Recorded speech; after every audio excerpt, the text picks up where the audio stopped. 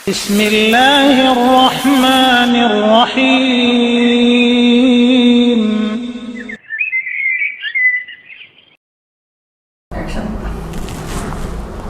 Kemudian di antara larangan-larangan ihram adalah terlarang untuk memakai beberapa jenis pakaian.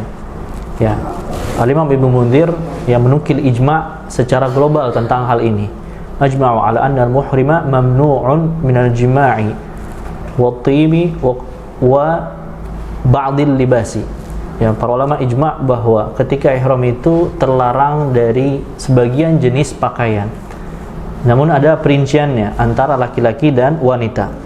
Adapun laki-laki, maka para ulama menukil ijma' laki-laki yang sedang ihram dia tidak boleh memakai baju yang membentuk badannya, tidak boleh memakai celana yang membentuk bagian bawahnya, tidak boleh memakai tutup kepala apakah wujudnya imamah atau lainnya, dan dia tidak boleh memakai khuf atau sepatu yang menutup mata kakinya.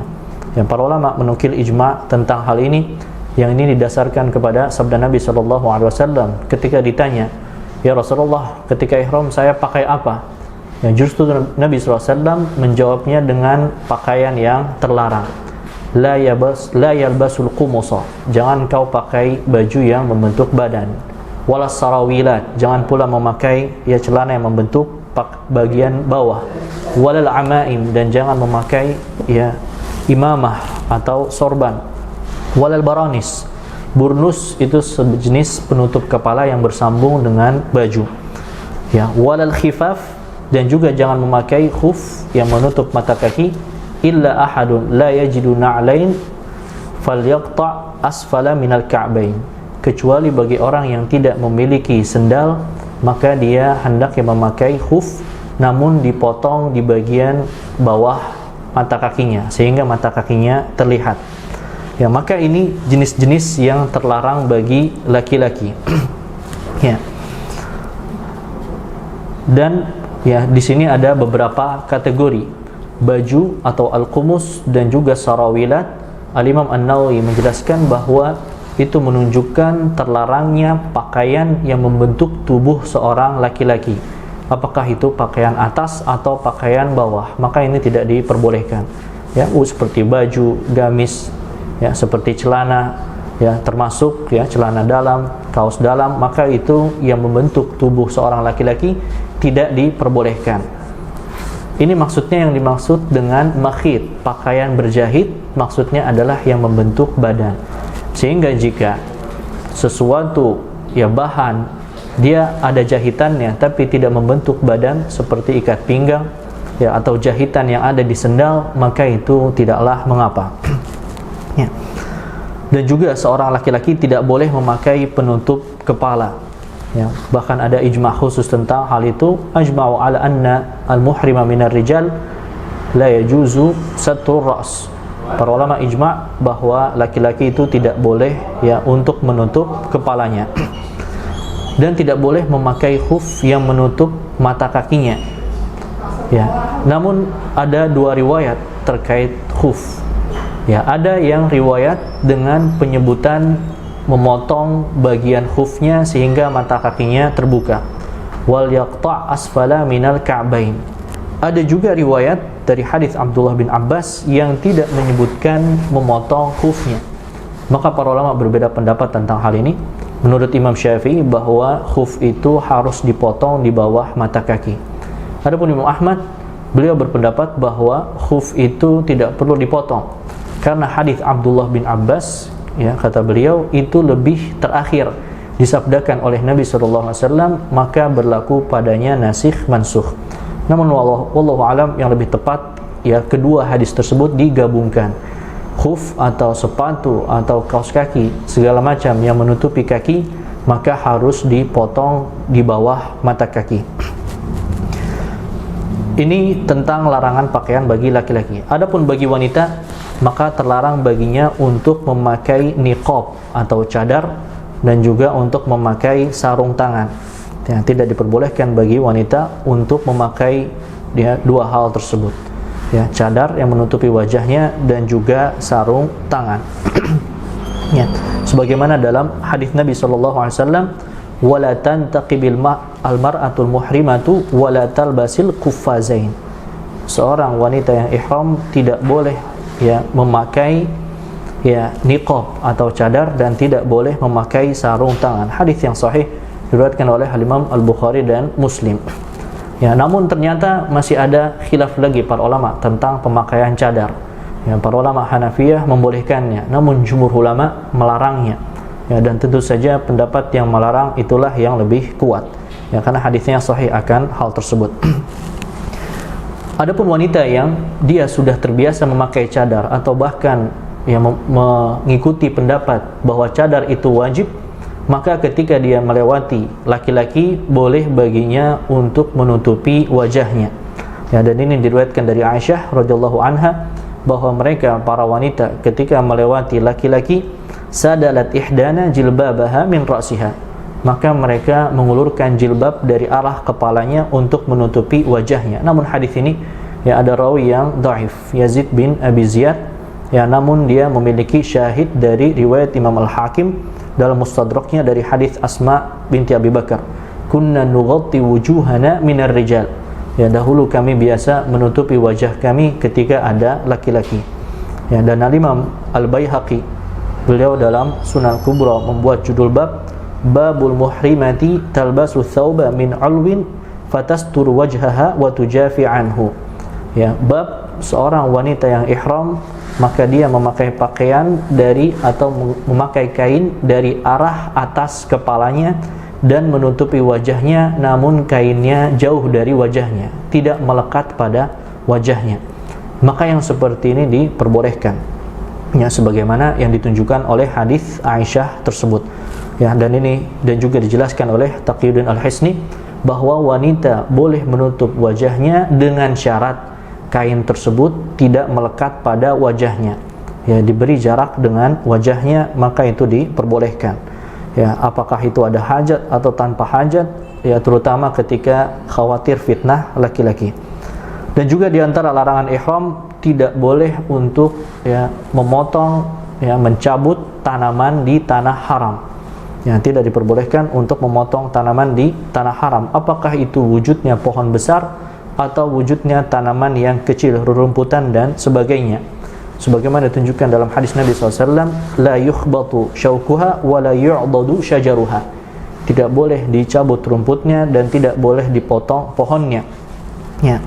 Dan juga Imam Nawawi yang menukil kesepakatan para ulama tentang ijma'nya tidak boleh memotong tanaman yang itu bukan ditanam manusia. Ketika bukan ditanam manusia, para ulama sepakat. Ya, ketika tanaman tersebut ditanam oleh manusia, apakah boleh atau tidak? Ya, jumhur para ulama tetap memandang tidak boleh. Ya, hanya dikecualikan pohon idkhir. Ya, pohon idkhir ini sebagaimana ada hadis khusus tentang hal ini, di mana sahabat Abbas, ya, paman Nabi SAW, meminta pengecualian, illa idkhir ya Rasulullah. Ya Rasulullah, kecualikan idkhir. Fa inna naj'aluhu fi buyutina wa kuburina. Karena kita butuh tanaman tersebut untuk rumah-rumah kami dan kuburan kami, maka Nabi SAW mengecualikan. Dan juga para ulama membahas dikecualikan tanaman yang diambil untuk makanan hewan. Ya, untuk pakan hewan, mencabut tanaman untuk pakan hewan, maka itu diperbolehkan. Ya, karena hewan tersebut memang membutuhkan makanan. Dan juga diperbolehkan mengambil tanaman yang itu untuk berobat. Ya, maka itu dijelaskan oleh Imam Nawawi boleh untuk mengambil tanaman dalam rangka hajat tersebut. Dan juga larangan ihram yang berikutnya adalah akad nikah. Ya, akad nikah sebenarnya terjadi perbedaan pendapat para ulama tentang hal ini. Ya, jika di total seluruhnya menjadi 4 pendapat, namun pendapat yang masyhur ada 2 pendapat. Ya, pendapat yang pertama bahwa tidak boleh melakukan akad nikah dan tidak boleh menikahkan sebagai wali. Dan kalaulah terjadi akad ketika ihram, maka akadnya tidak sah. Ya, ini adalah pendapat yang para sahabat di antara Umar bin Khattab, Ali bin Abi Thalib, Abdullah bin Umar dan lainnya, dan juga didukung oleh jumhur para ulama, Imam Malik, ya, Imam Syafi'i, Imam Laits bin Sa'ad Al-Auza'i dan lainnya. Ya, pendapat ini ditunjukkan oleh ya beberapa hadis, di antaranya ya hadis Maimunah radhiyallahu anha yang beliau dinikahi oleh Nabi SAW ya namun dalam keadaan halal. Anna Nabi SAW tazawwajaha wa huwa halal. Ya, ini diriwayatkan dari jalur Yazid bin Al-Asam yang merupakan keponakan Maimunah. Ya, Nabi SAW menikahi Maimunah dalam keadaan halal. Nabi SAW tidak dalam keadaan ihram. Dan ini pun ya dikuatkan syahid dari hadis Abu Rafi'. Ya, Abu Rafi' beliau juga mengkisahkan bahwasanya tazawwaja Rasulullah SAW wa huwa halal. Nabi SAW menikahi Maimunah dalam keadaan halal. Ya, wa kuntu anna rasula fima bainahuma. Bahkan Abu Rafi' mengaku bahwa saya perantara antara keduanya, antara Nabi SAW dengan Maimunah. Ya, dan juga dikuatkan oleh hadis dalam riwayat Imam Muslim dari hadis Utsman bin Affan, la yankihul muhrimu wa la yunkih. Ya, seorang yang ihram tidak boleh menikah, melakukan akad nikah dan tidak boleh menikahkan. Ya, gabungan dari hadis-hadis tersebut menunjukkan makna yang sama, tidak boleh melakukan akad nikah. Pendapat yang kedua, pendapat yang membolehkan untuk melakukan akad nikah.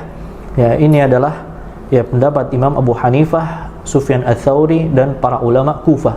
Ya, mereka membolehkan melakukan akad nikah berpegang dengan hadis yang sahih.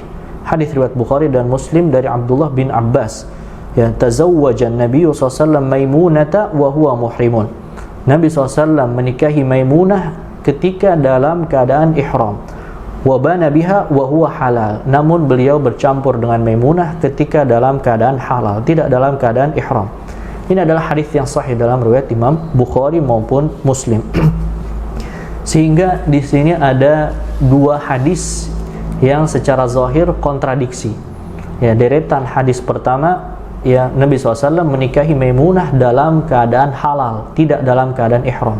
Hadis Abdullah bin Abbas, Nabi SAW menikahi Maimunah dalam keadaan ihram.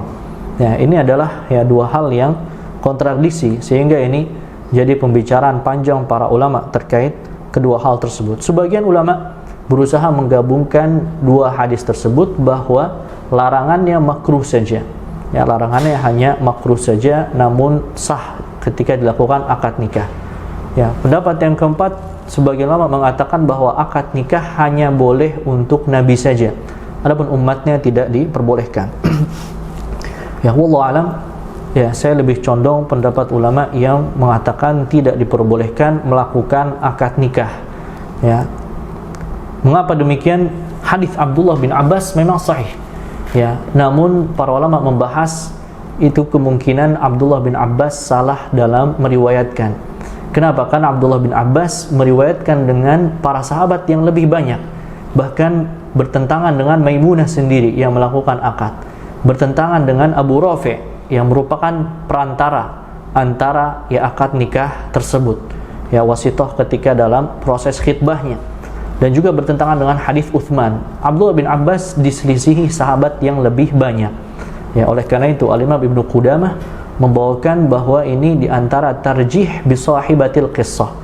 Ya, pelaku kisahnya siapa? Pelaku kisahnya adalah Maimunah. Ternyata beliau meriwayatkan bahwa beliau dinikahi oleh Nabi SAW dalam keadaan halal. Dan juga dari sisi yang lain, sahabat yang lebih banyak meriwayatkan Nabi SAW menikah dalam keadaan halal. Maka wallahu alam, Abdullah bin Abbas ya mungkin tersalah dalam riwayatnya tersebut, walaupun itu diriwayatkan dengan sanad yang sahih. Oleh karena itu Imam Syafi'i ya beliau meriwayatkan ya dengan sanadnya sampai kepada Sa'id bin Musayyab, auhama alladhi rawa anna Rasulullah SAW nakaha Maimunah wa huwa muhrimun. Ya, bahwa sahabat yang meriwayatkan Nabi SAW nikah dalam keadaan ihram itu telah waham. Ya, telah salah duga, salah dalam riwayat, manakah Rasulullah SAW illa wa huwa halal. Tidaklah Nabi SAW menikahi Maimunah kecuali dalam keadaan halal. Ya, wallahu alam, tetap tidak diperbolehkan ya untuk melakukan akad nikah dalam keadaan ihram. Wa akhiru da'wana alhamdulillahi rabbil alamin. Pro in Travel berizin Kemenak, dibimbing sesuai sunnah dan melayani jamaah merupakan nilai ibadah bagi kami.